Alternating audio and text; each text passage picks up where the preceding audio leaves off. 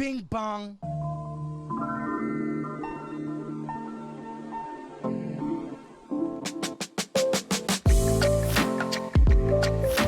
This is the Dan Simpson Show. We do it because it's right. I love the dialectic. His testicles became swollen. Based. Do not come. Do not come. I'm gonna come. Please clap. Who's this man? This man in the hat. I'm gonna ruin this. You're a stupid baby, Dan. Not me. All right. Welcome to the Dan Simpson Show with Dan Simpson. It me, Dan Simpson.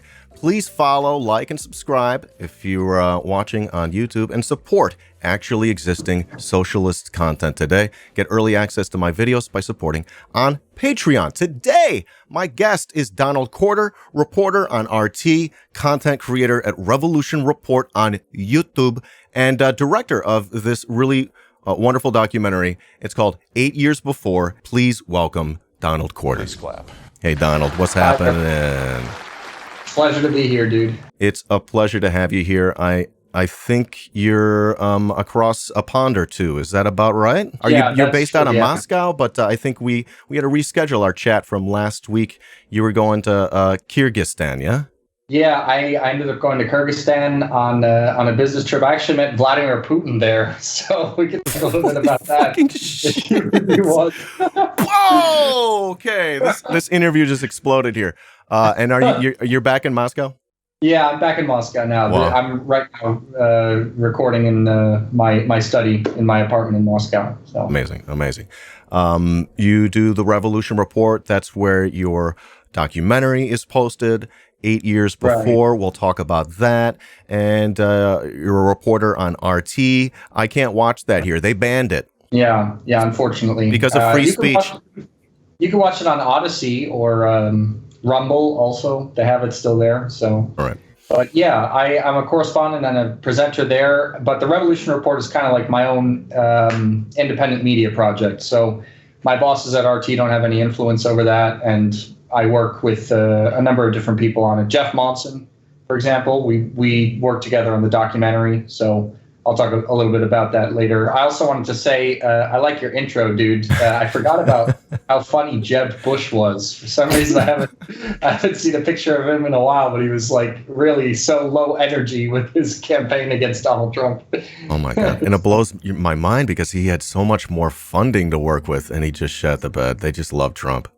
Yeah. I thought he was going to win it first, Jeb Bush, but then Trump just wiped the floor with him. I think Western audiences, Donald, are going to hear that you're on RT. They're going to hear that you just interviewed Putin, and they're going to be like, "All right, this guy's a Putin shill. Let's just get that out of the way." How would you respond to this? Because I think it's bullshit, and you got a sympathetic ear over here. What do you say to that kind of rhetoric? Well, I don't agree with a lot of what Putin says, and I don't support everything Putin does and all his policies. I mean, and to be honest, what I do support connected to Putin, a lot of it was actually connected to organizing and campaigns that the Communist Party in the Russian Federation was responsible for. Like something that a lot of Western leftists don't understand is that this special military operation that they're calling Putin's war in the West, it was actually the result of the Communist Party actually pressuring the government into doing something about the fact that Ukrainian neo-Nazis were torturing people in Donbas. If you look at the news coming out of late last year, the Communist Party of the Russian Federation was the first political organization to be calling for the recognition of the independence of the people's republics and for actual serious aid to be sent to them. So this special military operation that's now being called Putin's war is an outgrowth of what the Communist Party had been doing for months prior to that. They were the first ones to say that the Minsk agreements that were supposed to end the war in Ukraine were not working, and Russia needs to take a deeper hand into supporting the People's Republics. So that stuff, I mean, if you're a Western leftist, you should support the Russian military operation. That was a direct result of organizing by the Communist Party. So that's what I have to say about it. I'm not a Putin shill. I agree with a lot of what Putin does, and a lot of what I agree with is what he's doing as a result of pressure from the Communist Party, which, again, I don't know if everyone knows, but it's the second largest political party in Russia, and it's the largest opposition party as well. Well, let's try to talk about things and have a material analysis, and maybe folks can reach that same conclusion. So Donald, what led up to the war? Obviously, it was a day in February. Putin woke up and he just chose violence, and there's no other important context, right? Right. Wrong. All right. Where do you want to start? Like 2013? Do you want to go back to 2004, Orange Revolution? What context do we think is most important leading up to this war? I think Euromaidan is. And the reason why I think that's the most important place to start, even though, of course, like you just mentioned, the Orange Revolution is a precursor to this, but the reason I think Euromaidan is the most important place to start is because when people think about the war in Ukraine in the West, they think about it as beginning with Russia's military operation. And the reason why I titled the documentary I directed 8 years before is because I wanted to draw attention to the fact that this war began in 2014. It began when there was when the Euromaidan coup d'état took place, when neo-Nazis supported an overthrow of the government that were supported by NATO, by the European Union, by the United States, and they established this government that was completely in the pocket of Western finance capital and NATO, and they launched a so-called anti-terrorist operation against Donbas, which is basically just made up of two people's republics, the People's Republics of Donetsk and Lugansk, that simply declared their independence from Ukraine because they didn't want to live under a fascist regime or a regime that was propped up by armed neo-Nazis, which is exactly what the Kiev regime is. All they wanted to do was live separately, and for that, they were called terrorists. The Ukrainian military killed thousands of people to try and arrest and kill the people who organized these new people's republics, but they weren't successful.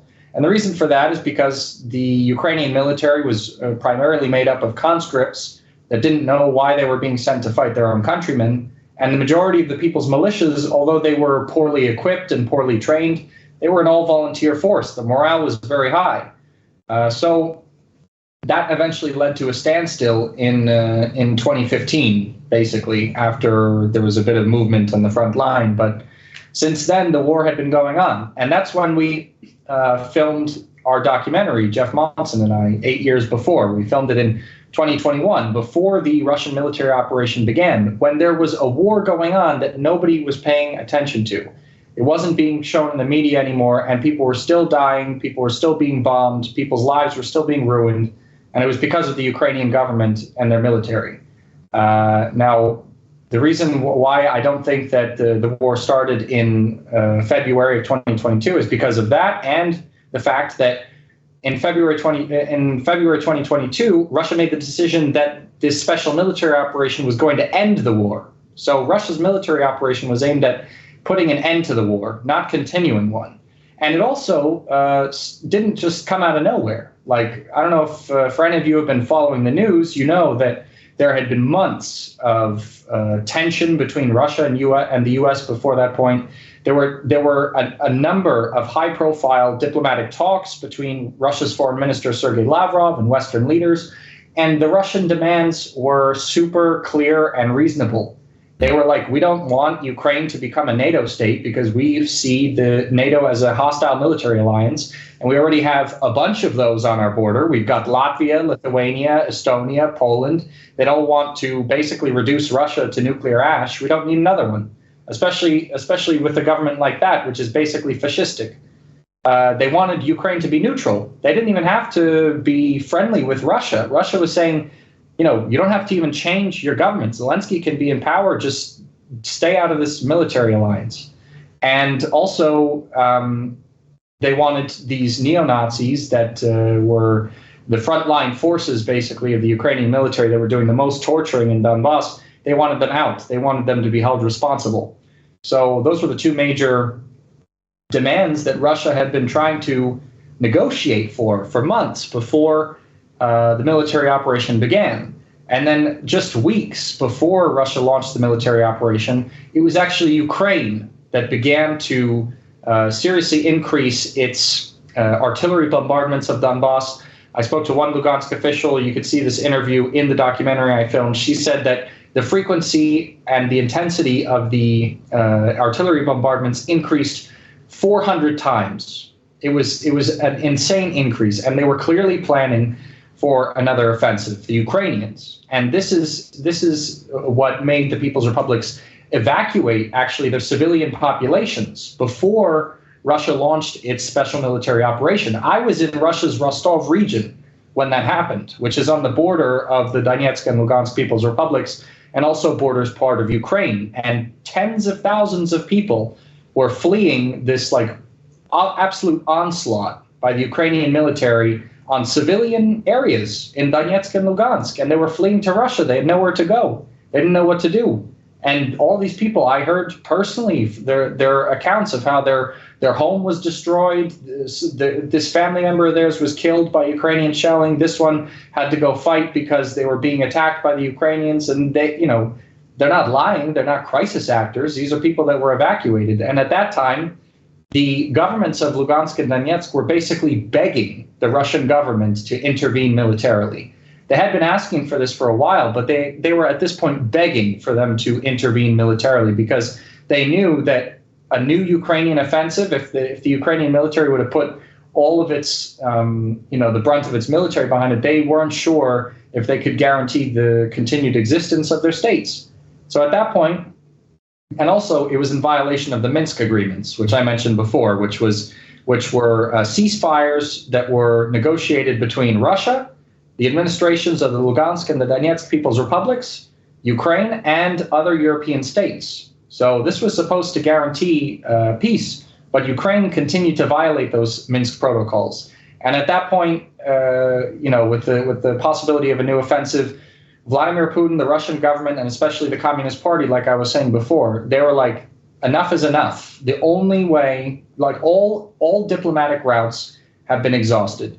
Sergei Lavrov's meetings with Western officials have been met with basically Washington telling everyone not to negotiate and saying that Russia's demands are unreasonable. Ukraine is clearly constantly violating the Minsk protocols. They are only using force to try and resolve the situation there for their benefit. Russia decided that at this point we have no other choice but to react with force. And that is what led to the Russian military operation. So this war started a long time ago. It did, and I think it requires an understanding of all of this material analysis. And everything you just said, is sort of my understanding. Not to say that I'm there, and I'm trying to figure it out from here, from the comfort of my chair here in Chicago. And but I'm not getting paid by Putin. How could I also reach these conclusions? But so many of my Western people, leftist comrades, they call themselves leftists, even communists sometimes. I'm not sure that I could go as far as you did and say that I support this war. I do understand. I feel like I have a real politic understanding of why Putin's doing it, whereas many of progressive and other types here in the West don't. All they think is Putin woke up, he chose violence, he just hates Ukraine or something. It's all about just land or oil. Like they just have a very small understanding of things. And I guess what I'm trying to get at is what has the Western media gotten wrong or right about this war? Why are there so many folks who don't understand the material conditions here? Well, I think the Western media has gotten pretty much all of it wrong. And the reason for that is because they haven't put any effort into having a balanced analysis or balanced coverage of what's going on.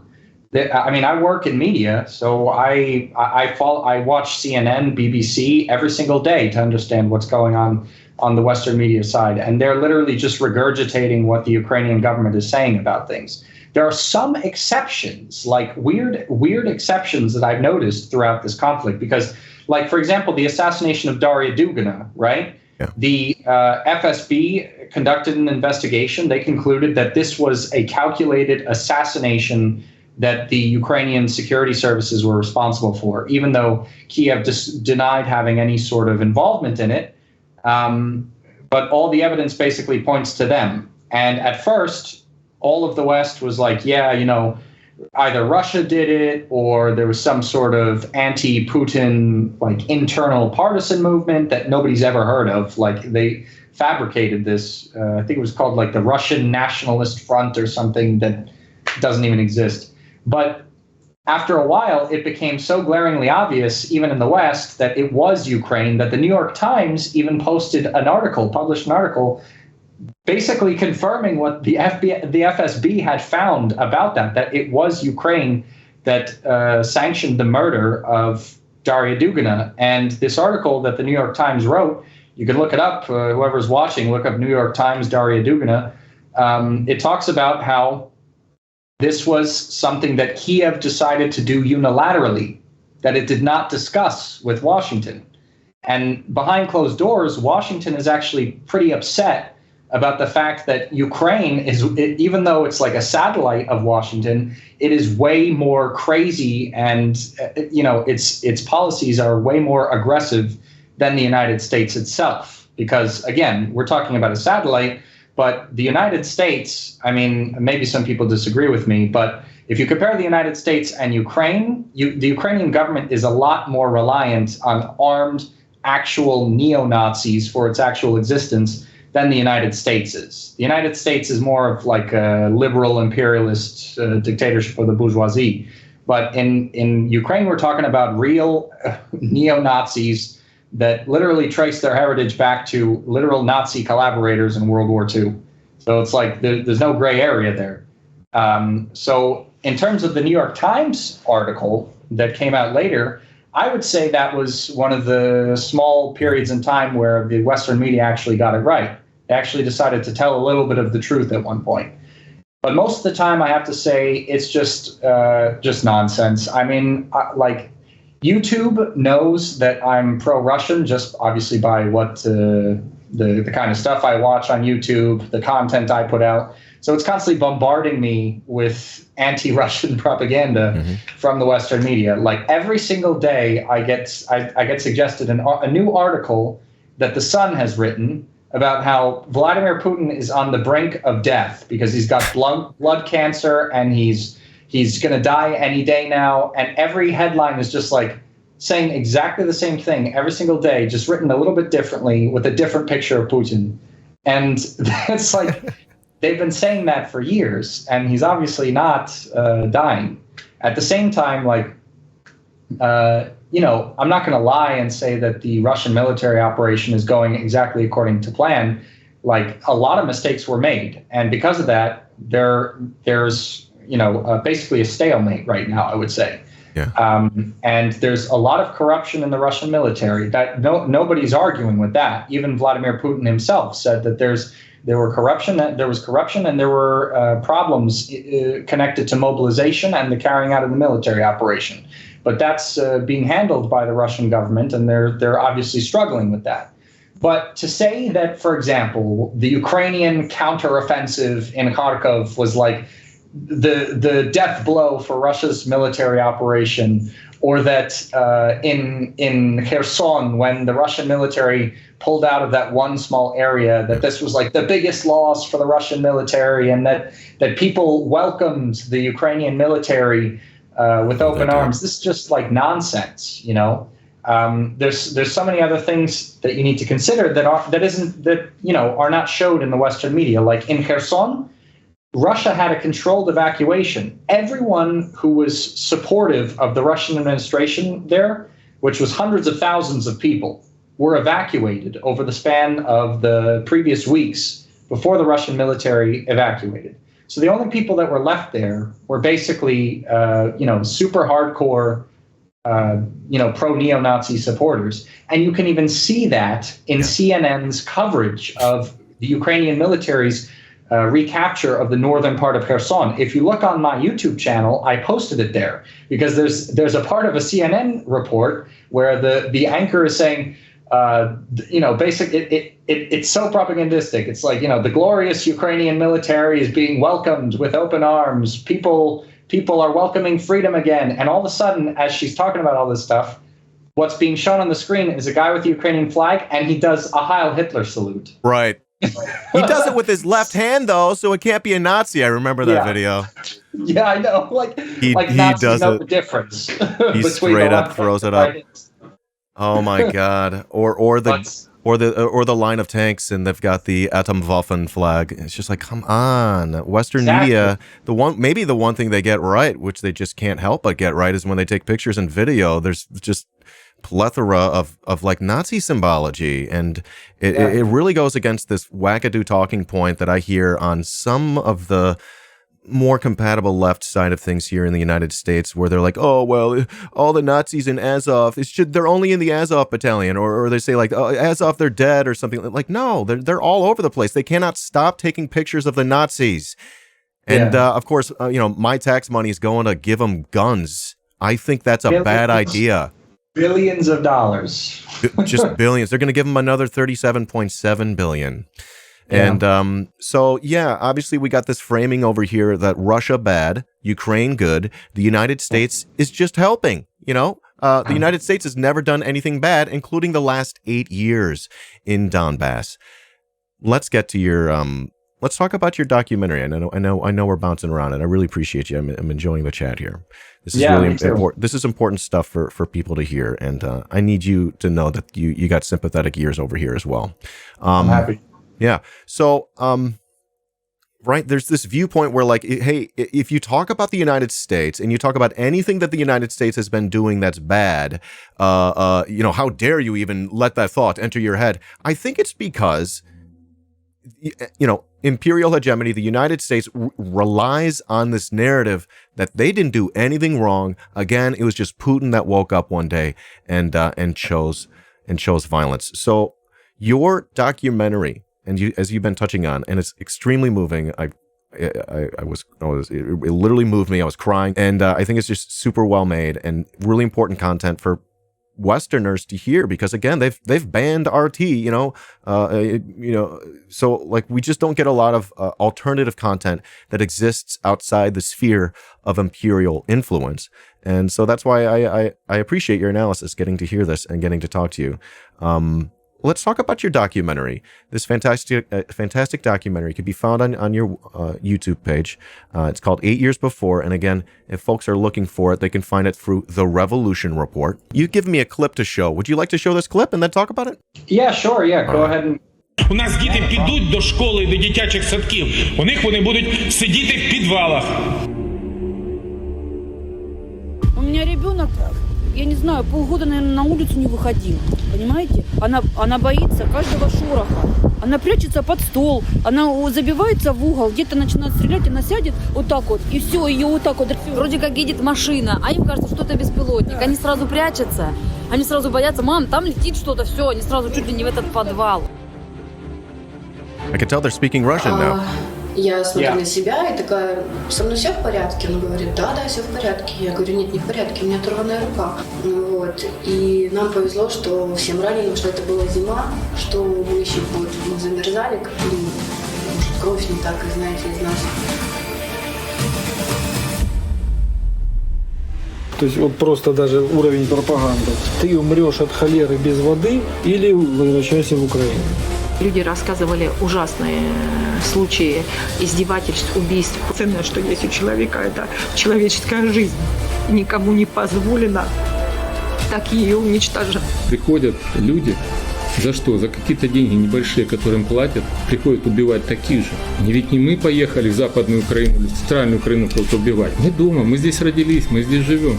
Да слишком много людей погибло, чтобы примиряться и что-то еще. На сегодняшний момент мы уже четко выбрали свой путь.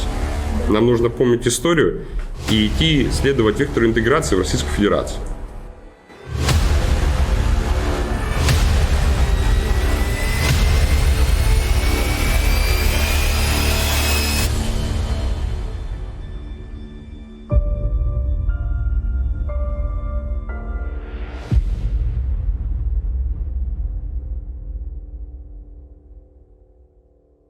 extremely powerful stuff. Deeply moving. Your interview with the amputee just had me, just weeping. I was sitting in a puddle. Congratulations on this incredible work. Way to go. Thank you for making it. Thanks. Yeah. It's something that I think Western audiences are in desperate need of seeing and understanding. They have a limited view of this war, and I'm happy that I'm sad in a way that you're in touch with Western media. It's just off the wall. They are not presenting this in any way that's helping anyone understand what's going on. And for me, this is, I've been on an ideological journey recently, and this is me finding myself on the wrong side of an imperial project while it's actually going down. I see the fracture now in the left where, people are opposed to this war. They're like, no, we have to support the sovereignty of those darn Ukrainians. And I'm like, well, why don't we go back to 8 years before and talk about that? The burning of the Odessa trade union house. The Maidan, Euromaidan.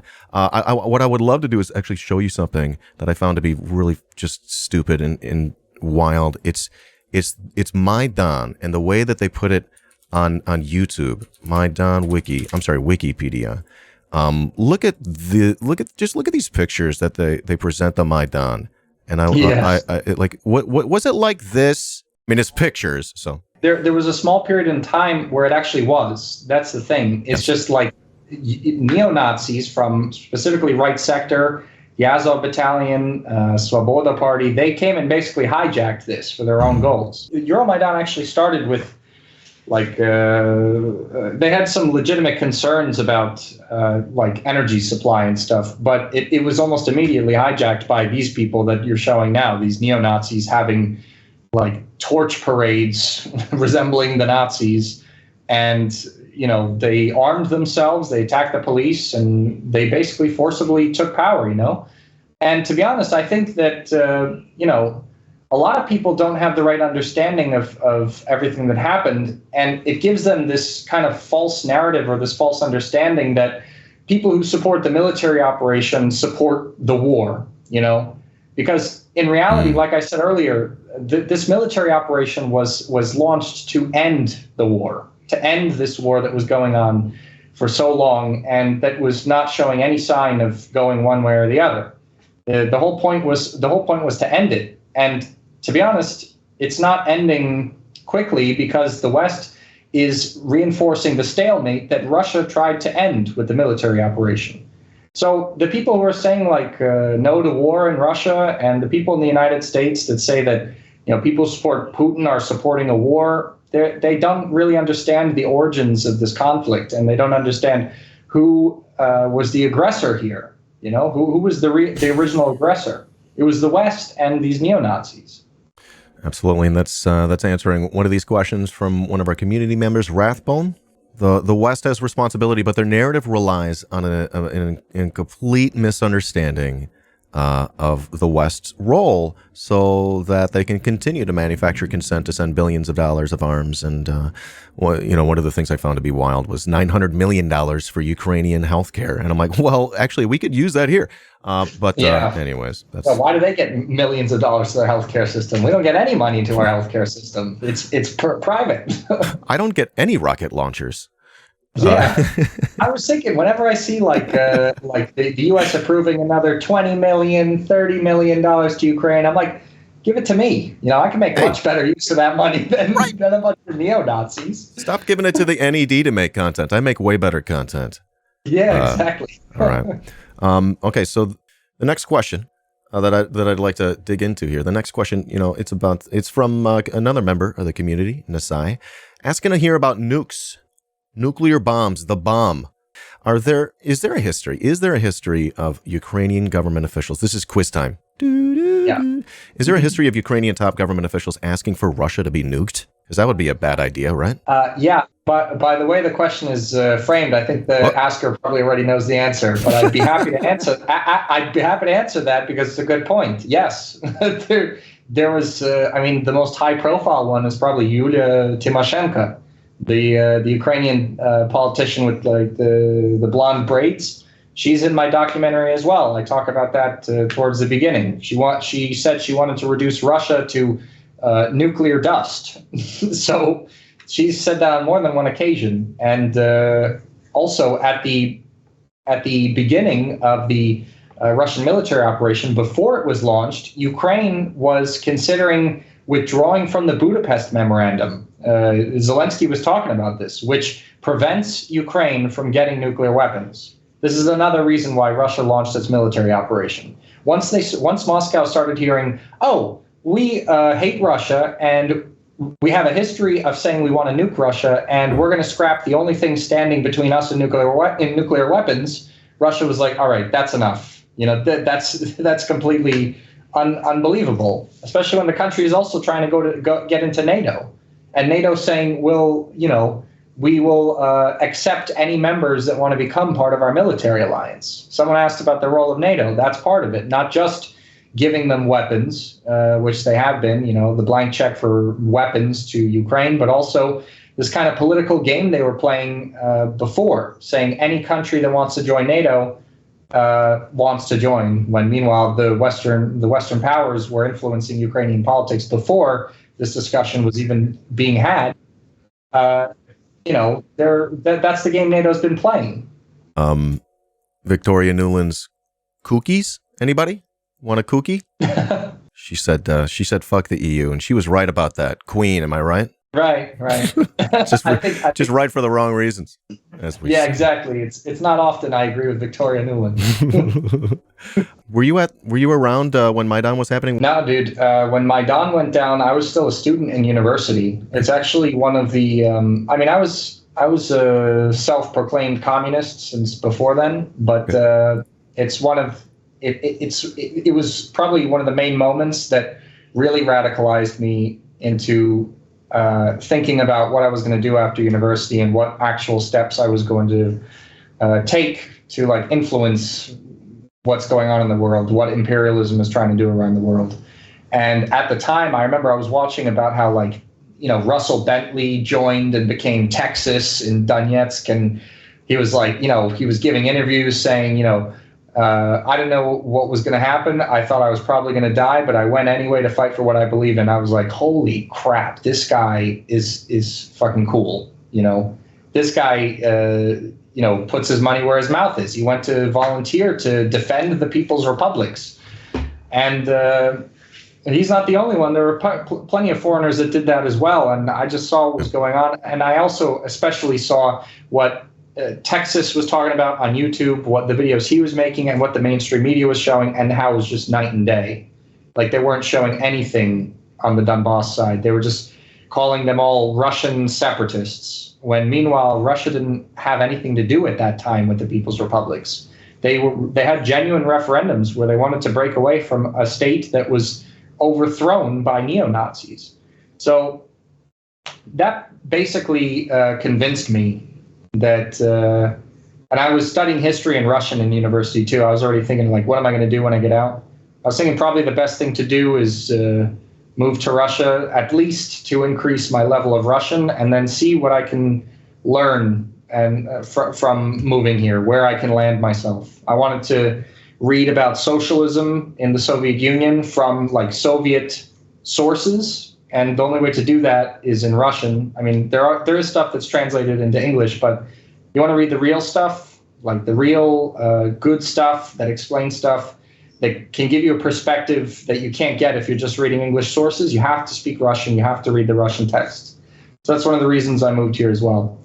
And then it just kind of developed. Like I took it day by day. I mean, I also visited the People's Republics.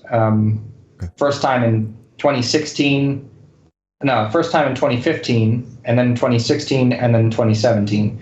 Because Lugansk People's Republic had every year this thing called the annual International Anti-Fascist Conference. And that was where they basically invited foreigners from all over the world that wanted to come see what the People's Republics were like, to see the real situation there. And, you know, I went there as a student, like, all right, I want to see this. I was like, this isn't a place run by terrorists and warlords. This isn't like this is like the Soviet Union. It looked like what I had seen in like Soviet parades on YouTube, like from the 1980s. Like this anti-fascist conference was based around May 1st, which is International Workers' Day, a communist holiday. And the Lugansk People's Republic and Donetsk People's Republic had revived the May Day parades that are in honor of the working class of those places. They were banned in Ukraine. And when the People's Republics declared independence, they revived this tradition. So I went there and went to like a real Soviet parade for May Day. Like I was in the street in the International Brigade. Like they even asked me, they're like, wave an American flag so people know that there are Americans here celebrating with us. I was like, you want me to wave an American flag in Lugansk People's Republic? But it was crazy, you know? Like there were like people on the loudspeakers like, glory to the coal miners of the Lugansk People's Republic. All hail the teachers of our glorious republic. You know, it's just like it is a workers. It gave you the impression, you know, that the workers are in charge here. And the workers' unions in Lugansk People's Republic, at least, which is where I spent most of my time. I've been to Donetsk a lot, but not as much as I've been to Lugansk. And the impression I get from Lugansk is that the strongest organizations there are unions. They're workers' organizations, which is something that I didn't expect when I went there. And also, it really, you know, made me very sympathetic to the Lugansk People's Republic specifically because of how much power workers have there, you know. And then at the same time, I was just gathering information with my very own eyes about like what was going on there. And the fact that I didn't go there as like a provocateur and I didn't go back to the West like making hit pieces about Lugansk made the people there and the officials trust me more as well. So, you know, when I went to do this documentary, I went there, I was like, I'm coming in as a journalist, and immediately, like, that makes people suspicious in the People's Republics, or at least did, because tons of, like, BBC journalists and Western journalists came in and made, like, nasty reports about the People's Republics, because they had an agenda, you know, a propaganda agenda. But the authorities there trusted me. I said I'm going to film a documentary about, like, the causes, what led up to the Russian military operation. And like the head of the Federation of Trade Unions was like, you tell me exactly what you want to see, we'll take you there. You know, I was not put on like rails. It wasn't like a situation where they just showed me what they wanted me to see. I told them what I wanted to see and they took me there. And that's how we did this documentary. So I had a super unique opportunity there. Oh, that's incredible. Someone in chat saying, this is the first I'm hearing of this. Yeah, it's really unfortunate. I mean, how little attention it's gotten in the West, the whole situation, and we're trying to distribute the documentary as much as possible on YouTube. So far, it's gotten over 24,000 views, and it's also in Russian. So you know what we did? I tried to get in contact with the Russian Foreign Ministry, like the federal Russian Foreign Ministry, and they answered. And I got a sit down with the deputies of Maria Zakharova, which is basically like the deputy of Sergei Lavrov, who is the foreign minister of the entire country. They saw the documentary and they're like, wow, this is fantastic. We're going to show it wherever we can on our social media accounts, wherever we could show it. They're even submitting it to an international film festival in Russia. So I just got this information today. So, you know, this could actually get to a much wider audience in the next month. Big time. Wow. Yeah. Donald, you mentioned interviewing this guy Putin. How did that happen? Yeah. Yeah. So that's separate from the documentary. Okay. So that was part of my my capacity in my day job, because, like I said before, I'm a correspondent and a news anchor for Russia Today. So as a correspondent, I get to travel around a lot. And I have like a really unique position because I'm an English native speaker, and I work in the English department, obviously. I'm an English native speaker. I have American citizenship, but I also speak Russian, and I have Russian citizenship, which opens doors to allow me to work within what's called the presidential pool of journalists. This is like a group of journalists that are allowed to go to these press conferences and ask questions to high-profile officials at specifically Russian-designated events. So you need Russian citizenship for that. You can't just be a foreigner. So I have it, and this is the first time that I was able to meet Putin when I went to Kyrgyzstan for the a meeting of the Supreme Council of the Eurasian Economic Union. There were several times before where I went, for example, to Armenia also, and I was also supposed to meet him in the past in the Kremlin, but like both other times, he had to cancel the press conference because of some other circumstances. But I finally got to be at the press conference. They said they were going to be able to that we were going to be able to ask questions. So me and my team put together a question about specifically Josep Borrell, who's like, if you don't know who that is, Europe's top diplomat. And because he made a recent comment the guard in the jungle. Yeah. He said he said that people in Africa support Russia because they don't know where Donbas is on a map and that they don't know who Putin is. So I asked Vladimir Putin, like, what do you think about that statement? And he gave a great answer about like how Russia used to support has long-standing ties with Africa, especially because of its aid that it gave to Africa during the Soviet period. You know, the kind of economic aid and political support that it gave tons of African countries in their struggle against colonialism. So Vladimir Putin was talking to me about anti-colonial struggle and how Russia is all for it, you know. So that was a really cool opportunity I got. And it was interesting being there, though, too. I was a little nervous, especially because I had to ask like Vladimir Putin a question in a language that is like my third language. I mean, I speak English, obviously, but I grew up speaking Spanish as well. I can't speak it anymore because I haven't spoken it for years, but I can understand it fine. And Russian is my third language. So got to ask the president of the country something in my third language. And but it came out fine. But there was one girl next to me, dude. She was like so nervous. She was shaking. She was like crying when she was asking her question. Like people get so nervous. I imagine a lib journalist getting a chance to ask Putin a question. They would be like, "Okay, Mr. Putin," and of course they would say Mr. Mr. Putin, how can you be anti-colonialist if you're doing an imperialism in Ukraine? Checkmate. Yeah, exactly, dude. Like they don't invite Western hostile journalists anymore to this stuff because what happened is that after the Russian military operation began, they would come to these press conferences and constantly ask the same provocative questions, like exactly the same, just like that. I remember I heard a story, like even there was this one BBC journalist, and he's like waving his hand to ask a question, and Putin was like, yeah, you over there. Wait a second. Are you going to ask a provocative question? And he's like, no, I'm not going to ask a provocative question. So they gave him the mic, and he's like, why are you invading Ukraine? So it's like, you know, these journalists just became trolls, basically. And for that, the Russian government eventually was like, okay, we're not going to deal with this anymore, especially because the Russian journalists were banned in the West first, anyway. Like Russia Today was blocked and banned in the U.S. and Europe. Yeah. Sputnik was too. That's why Russia decided to ban a number of Western media outlets, like the most provocative of them. So... yeah, that really sucked. There's some really great content creators that got taken off the air. You being one of them, and just makes it that much harder for the West to access that content. And of course, the chilling effect on Putin propaganda is of course what they want to do. But somehow I got Putin propagandized anyways, and that's why we got you on the show today. So I wonder how much we want to talk about, what's going on right now in Donbas, in Ukraine.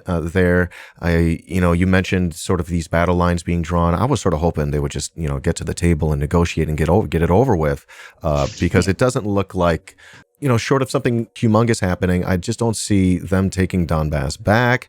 I just don't see it, so like, let's just get it on with. So, okay. So it is like fog of war. Is there anything else that you think Western audiences should be made aware of, what's happening in Donbas, in Ukraine, since you created your documentary? Well, I think it's important to understand that like Ukraine is not going to accomplish what it wants to accomplish. It's just not going to happen.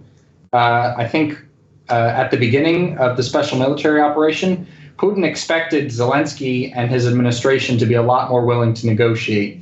But to this day, Zelensky's terms have been that Russia needs to withdraw its entire military away from Donbas and everything that Ukraine considers to be Ukraine. So that includes Crimea, Right. Like Russia's not going to give up Crimea.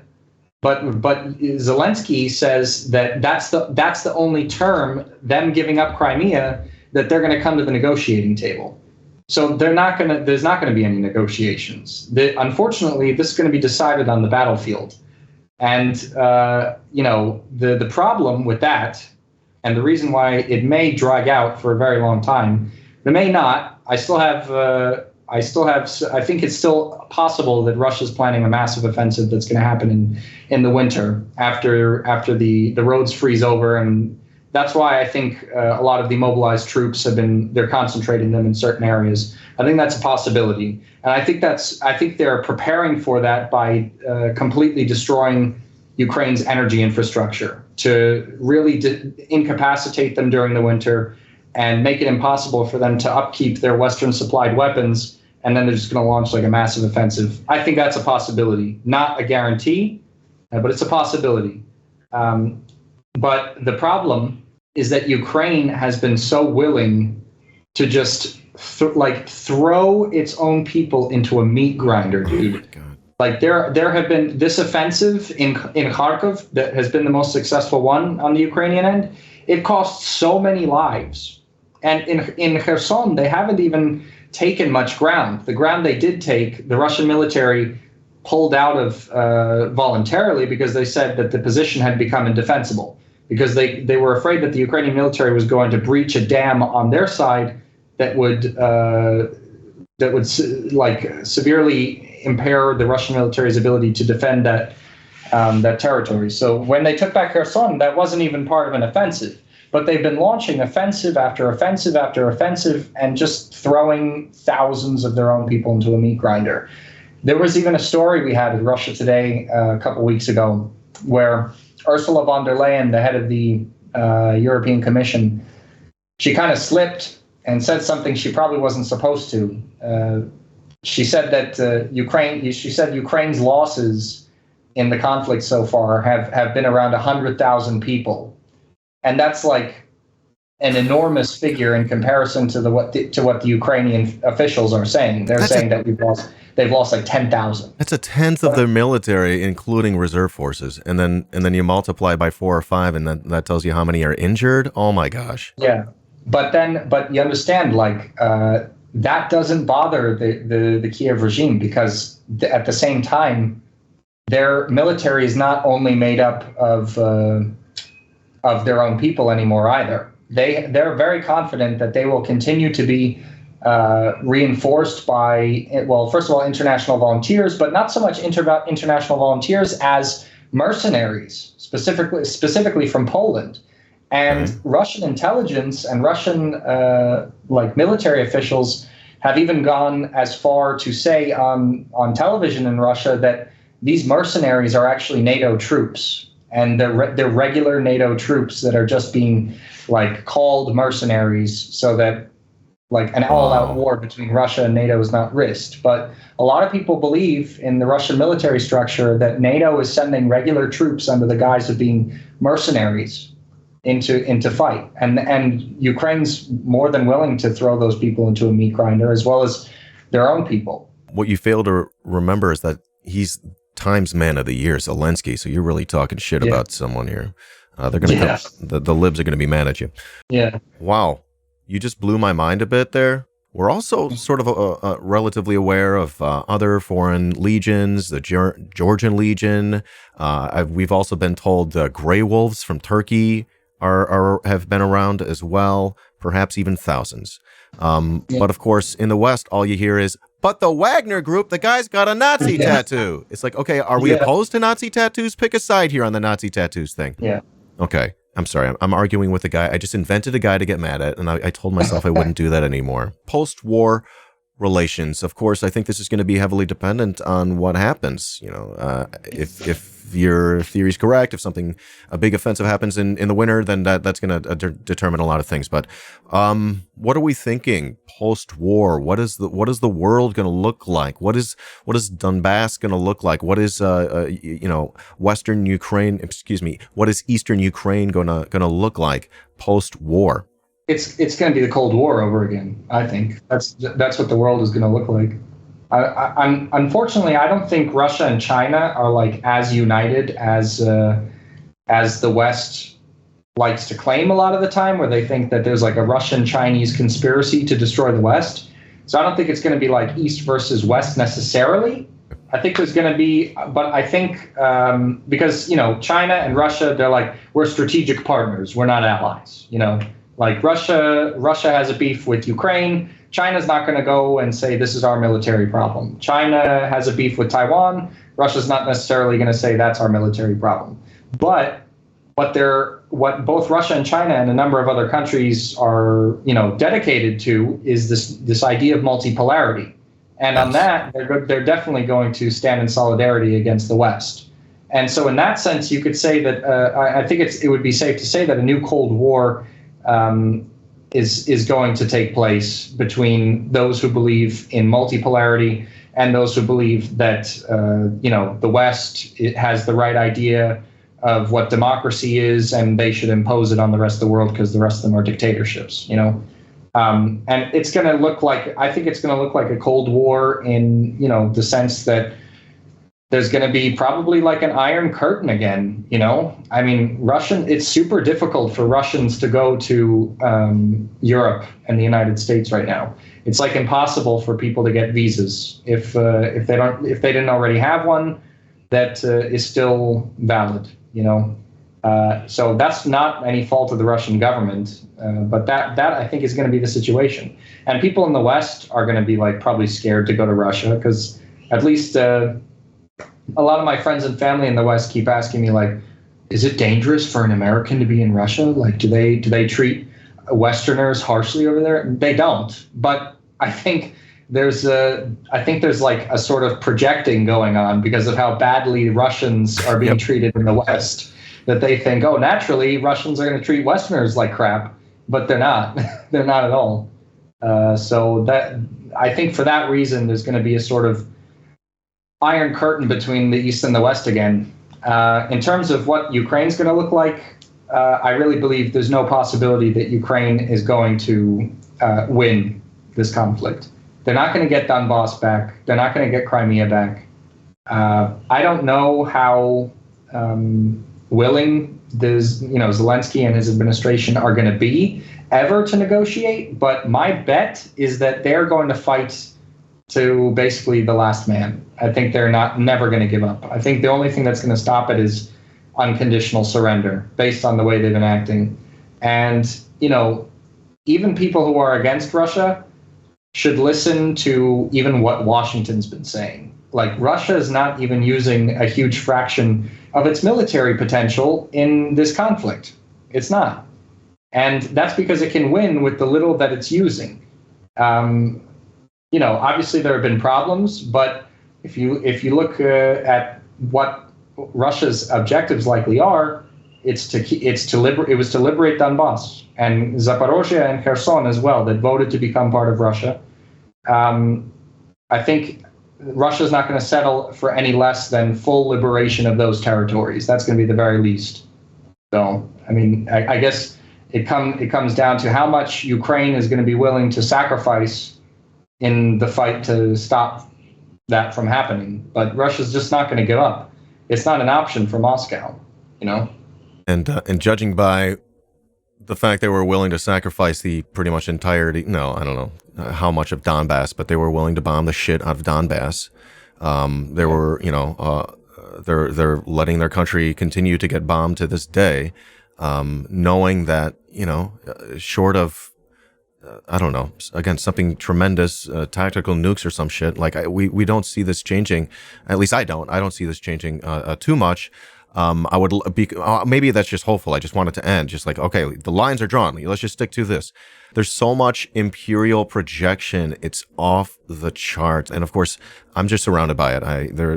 There are streamers on this website that have gone to Ukraine to be reporters, and report on Russian war crimes. And I'm like, wait, hold up. How are you going to do that, considering the fact that it's a war and there are war crimes on both sides? I think that, I think the West is reliant on hiding that. They don't want to know sort of the alternative narrative about what happened in a couple different places. I'm thinking Kupiansk. I'm thinking Bucha. They don't want to hear it. They can't have it. They can't have the truth about what's happening. Yeah. And I think that's absolutely scary. You mentioned a little bit of the nuclear thing. I wanted to maybe comment about that a little because a lot of people are worried about it. One thing that Vladimir Putin spoke about when I was at the press conference, he was answering another journalist's question, was about the nuclear question. And he reiterated something that everyone should remember, the difference between the nuclear doctrine in Russia and the nuclear doctrine in the United States. The United States has a preemptive strike nuclear doctrine. That means that the United States feels that it's okay for it to be the first country to launch a nuclear weapon at another country. Russia doesn't have that nuclear doctrine. Russia's nuclear doctrine is that it will only launch nuclear weapons if it is striked first, or if the existence of the state itself is threatened. And the reason they put that in their nuclear doctrine is because there's also the possibility that instead of the United States deciding to nuke Russia first, they may try to decapitate the Russian military leadership to prevent it from launching any sort of nuclear strike in response to American strikes that they would launch after such an operation. So because of that, they put in that clause. But inherently, the Russian nuclear doctrine is responsive. They will never launch a preemptive strike. The United States doesn't see a problem with that. So it's a very clear indication of who's the aggressor in terms of nuclear weapons. It should make a person not surprised why, for example, North Korea would be like, we are going to arm ourselves to the teeth with nuclear weapons because our main enemy, the United States, is okay with using nuclear weapons, even if someone had not launched them at them in the first place. Just like the fact that the United States is the only country in the world, that has used nuclear weapons. They used it against Japan, and they didn't have any nuclear weapons to respond with. Imperial hegemony has not only led Ukraine down the primrose path, they're going to continue to do this until the last Ukrainian. Yeah. And I'm equally certain that empire is willing to allow Donbas to be destroyed. In fact, that could be the point, at least partly. Yeah. All over Ukraine. It's just disgusting that they're allowing this to happen. And I'm just thinking, I hate the idea of looking back on this conversation, Donald, in, 12 years from now, because, Afghanistan was 20 years long, and it's, still going on. War machine go burr. I think that's one of the reasons why Russia's goal is not to overthrow the Ukrainian government. This is something that at the beginning, the West was saying Russia wants to occupy all of Ukraine, blah, blah, blah. Why would it want to do that? Russia just saw the failure of the U.S. military occupation in Afghanistan. The last thing that Russia wants to deal with is a military occupation of Ukraine. They want to liberate the parts that are friendly to Russia. That's why Russia's military operation was not launched in a full force way. It was not launched in the kind of shock and awe style that the United States used in Iraq. Russia wanted to put enough pressure on the government in Ukraine so that they capitulated to what Russia wanted, and then Russia could leave and they could clean up the pieces, Because if Russia had to overthrow the government in Ukraine and, reorganize a government there and then deal with the neo-Nazi insurgency that would be taking place there, it would be horrible. Many people would die. It would be like an economic vacuum for Russia.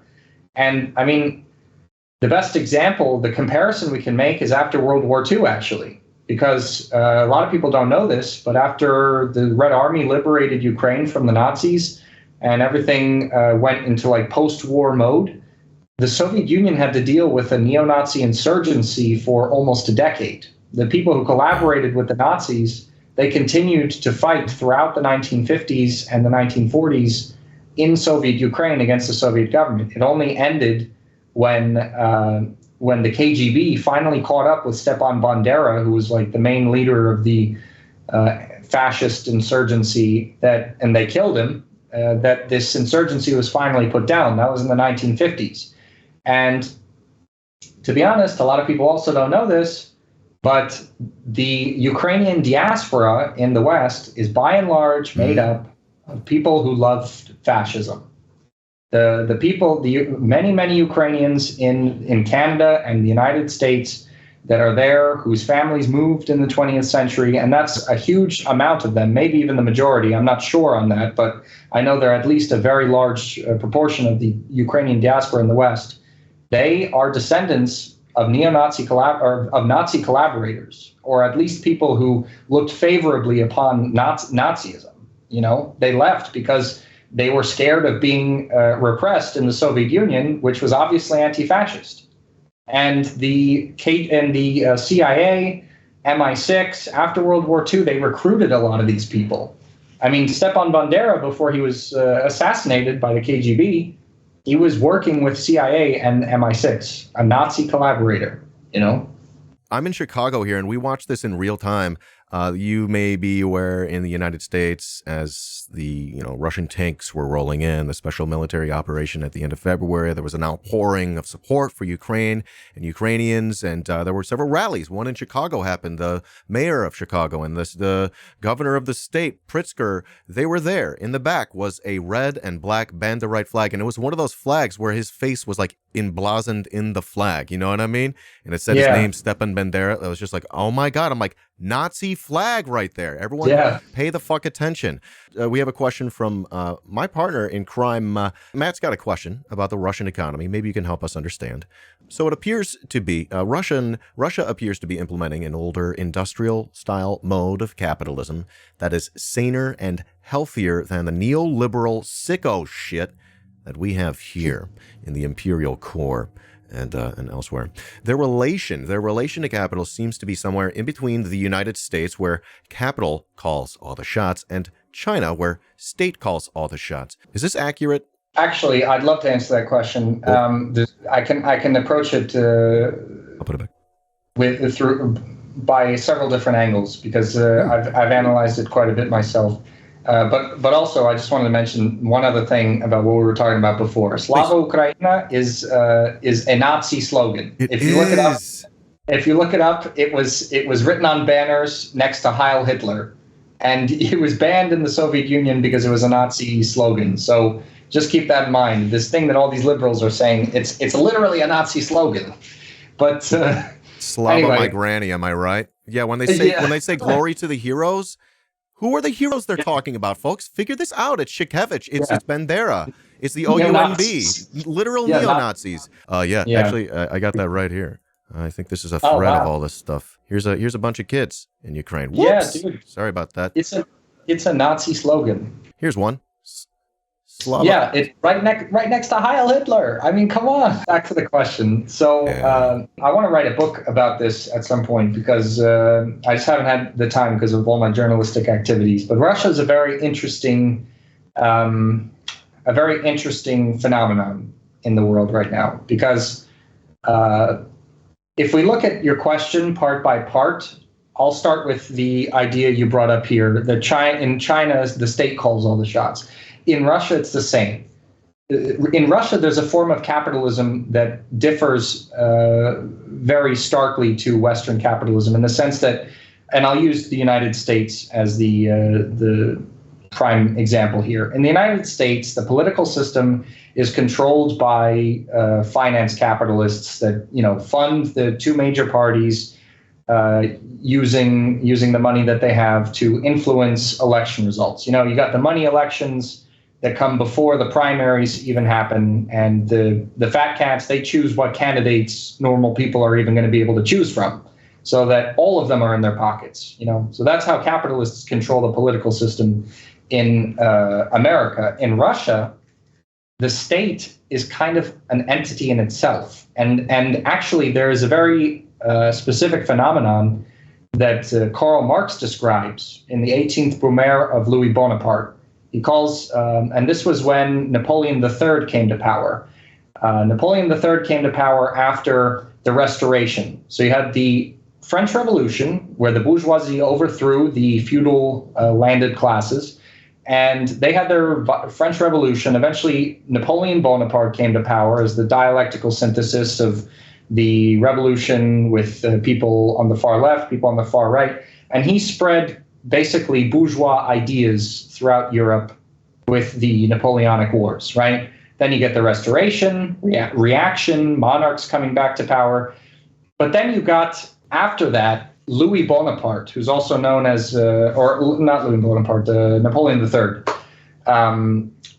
who was known as kind of like a person who came to power because neither the working class or the bourgeoisie at that time could firmly entrench itself in control of society because of the previous revolutionary situation that like just shook the foundations of the country and destabilized everything.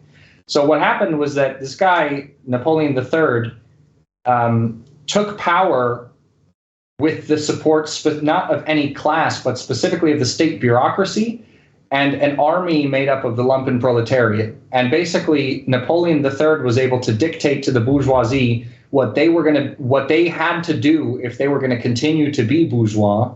And he also had pretty wide social programs for the proletariat at the time that a lot of people considered to be revolutionary. So it was a very weird phenomenon for many people. He was almost for a lot of people, he was like neither bourgeois nor proletarian nor feudal. People didn't really understand it. I think that Vladimir Putin is like kind of a reverse phenomenon of this. We had a regression from socialism to capitalism take place in Russia, and the revolutionary, the chaos that ensued from this kind of shift in class society is still being felt in Russia. And I think what happened with Vladimir Putin is that he came to power as a sort of socialist Bonapartist, like the reverse, not feudalism turning into capitalism going forward in terms of class society, but a Bonapartist situation that went backwards from socialism into capitalism. He has a lot of similarities. Like Vladimir Putin, his main base of support is the state bureaucracy that was left over after the Communist Party fell out of power in the Soviet Union. Like the party's no longer there, but the state apparatus remained and the bureaucracy remained. And that's basically the vehicle of Putin's political power here. And even, his main support base is not the lumpen proletariat like Louis Bonaparte, but what the people in the West called siloviki, strongmen, people in like the FSB. Putin is a KGB man, and this is his circle of power within the state bureaucracy, and he uses this to basically to control society. If the bourgeoisie want to do something, they have to follow Putin's rules. The Russian oligarchs are not really in power here. They're allowed to be in power they're allowed to have a certain degree of wealth and affluence in society as long as they remain within the box that Putin's administration has put for them. And if they step out of line, we've seen what's happened with that. The government goes after them for tax evasion, which basically all oligarchs do, in Russia. It's like super accepted. But, how you get in trouble is when you're an oligarch and you start opposing the national interests of Russia, then you end up like Browder, in Great Britain right now. He's a British citizen. He was making tons of money in the 1990s at the expense of Russia. When Putin came to power, he was like, get with the program. You're not going to exploit our natural resources and labor anymore just so you could sell it off to the West and make tons of money. He didn't want to agree to that. he was kicked abroad and he can't come to Russia. You know, he's wanted in Russia. So, and we also see this in the special military operation, because I got to say, you can't make the argument that this war is beneficial to Russian oligarchs. You know, the orthodox Marxist understanding of this is that it's an imperialist war, right? That war is beneficial to the capitalist classes of all countries. So this is just the Russian capitalist class fighting the Western capitalist classes to see who can make money out of this. That's not what's happening. That's not what's happening. This is not beneficial to the Russian capitalist class. The oligarchs are not loving what's going on because they're losing money and they're being sanctioned and they're losing their assets are being frozen abroad. They can't continue normal business relations with Western countries that they could have done before this special military operation began. On top of that, the economic measures that the Russian government took to counteract Western sanctions against Russia, they strengthened the ruble to a very significant extent. Anyone who understands economics knows that if the national currency strengthens in relation to other world currencies, it makes the capitalists of that country weaker. It puts them in a lot tougher of a position. If the currency inflates, it means that it's more profitable for domestic capitalists to export their products abroad. So the ruble strengthened after all these sanctions against the West, against Russia from the West, because of the measures that the Russian government took to counteract that. So what did it do? It weakened Russian capitalists, and it strengthened the salaries of working Russian people. So that is what the war has, or the special military operation has created for the Russian economy. And actually, there was just recently a statistic that I saw in Russian media, like people are getting raises here to counteract the relatively high inflation that we've seen this year in Russia. It's a lot higher than in the West, but at the same time, inflation at the levels that the West has been dealing with ever since these sanctions started have been kind of endemic in Russia. And because of that, the system is already kind of acclimated to that. You know, people get the government does things to control the price of necessities, but like luxuries and the ability to travel and like technical stuff, that's the price of that increases, but the government is able to keep like food and everything at a reasonable level. So because of the extremely high inflation, well, not extremely, but higher than usual inflation that Russia's seen since the military operation, a lot of people are getting raises, especially in government positions, because the economy is reacting to that, you know. So because of Western sanctions, basically, it's become more accessible for ordinary Russians to go abroad or buy stuff from abroad than it was before. Wow. And the capitalists are having a harder time competing with foreign capitalists in other places in the world. You know, that is essentially a Bonapartist policy, not one that's like the same type of capitalism that we have in the West, imperialist capitalism, you know. That's going to give us a lot to think about and chew on. That's incredible. Do you have a quick comment about what happened with Brittany Griner and Victor Bout, the merchant of death? Of course, it's rich for the imperial hegemon United States say that about anybody. You know, they're engaged in the trafficking of arms to the nth degree of what Victor Bout did. In fact, Victor Bout, you got to get your numbers up, homie. Any quick comment about that? I think, to be honest, there's nothing that extraordinary about it. I think the West is making a big deal out of it because of Brittany Griner, and they wanted to like make her into a victim. But dude, personal beliefs aside, if you are using like marijuana for medicinal purposes, you have to understand that it's illegal in like most places in the world. Yeah. You should check your bags traveling. I mean, it's just like a normal, like rational, logical thing to do. Like marijuana is illegal here in Russia. I don't personally agree with that. That's my personal view, and there's a lot of Russians that would disagree with me.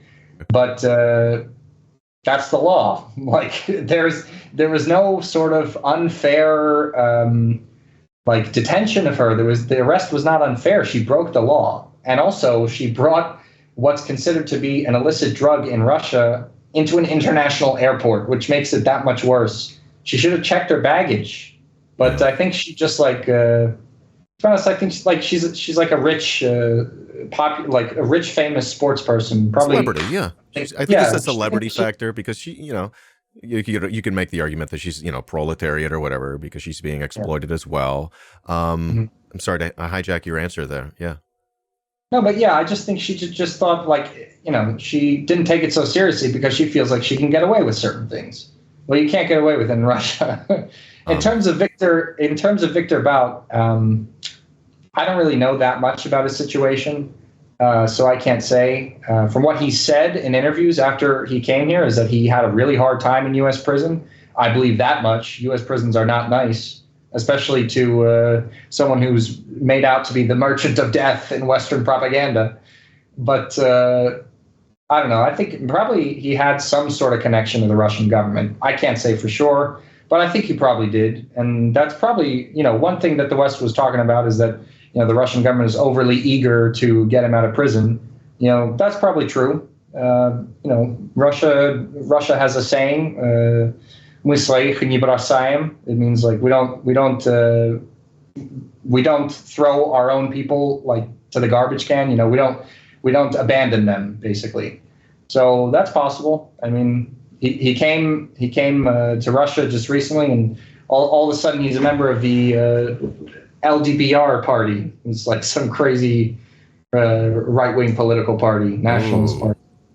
Yeah. Incredible. It's been a blast talking to you today. I know it's late for you, so I want to let you go. But thank you so much for your time. Thank you so much for all of your work. However, before we let you go, are there any other projects on the horizon you want to talk about? Anything like that? Well, I'm going to go to Donbas this weekend to give a free screening of the documentary to anyone who wants to come in Lugansk.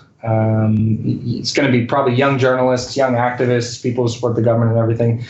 And also, I'm trying to go to Severodonetsk because the authorities there want to show me what the Ukrainians left behind when they were retreating. Because there's evidence of war crimes there. Like there's people that were like burnt alive, mass graves that the Ukrainians left behind. So I'm gonna have the opportunity to film that, and probably I want to put it on my YouTube channel. But I'm also working on a documentary with some people in the United States about specifically focused on the Ukrainian diaspora and how they're like filled with neo-Nazis, dude. Yeah. So part of that is going to feature some interviews I'm going to Donbas to film this weekend, and I'm also going to narrate the documentary. So that's something to look out for. We're just starting it, so it'll take a little while for it to come out. But when it does, I'd be happy to come back on the show and talk to you about it. I would be happy to as well. That would be a blast. The door is open to that. And anything else that you happen to, you know, if you want to chat about something else, yeah, absolutely. Otherwise, so what do you think? How can the Only Dan's community support you, Donald? We could probably find you on YouTube. Definitely check out the documentary. Share it with all your friends, all your lib friends that don't get this kind of analysis. They don't have any idea what's going on in Donbass. Oh, Putin woke up. He chose violence. Homie, no. It goes back. This has got history, and they need to know. Otherwise, they're going to be caught, you know, with their pants down, supporting literal guys with literal Nazi tattoos. And, you know, and they go, oh, Kanye West is bad because he said he loves a dead Nazi leader. But when push comes to shove, they're actually supporting giving material aid and arms to actually alive Nazis. I know, dude. We live in such a weird world. Western leftists are like somehow supporting neo-Nazis, and you've got like Russian monarchists who are more anti-imperialists than like Western leftists, and they're like supporting the People's Republics alongside communists. We live in a really weird world right now. Very postmodern. Donald, thank you so much for joining me on the show. Appreciate your work and reporting so much. I hope that today we saw the seeds of a little comradeship growing, and have a really great day and a safe journey too. The struggle continues, homie. The struggle continues. Thank you so much for having me on the show. That's it. Everyone say goodbye to Donald. Bye, Donald. You love to see it. All right, homie. Thanks again. That was wonderful. Great night. Woo! What the fuck? He said he talked to Putin.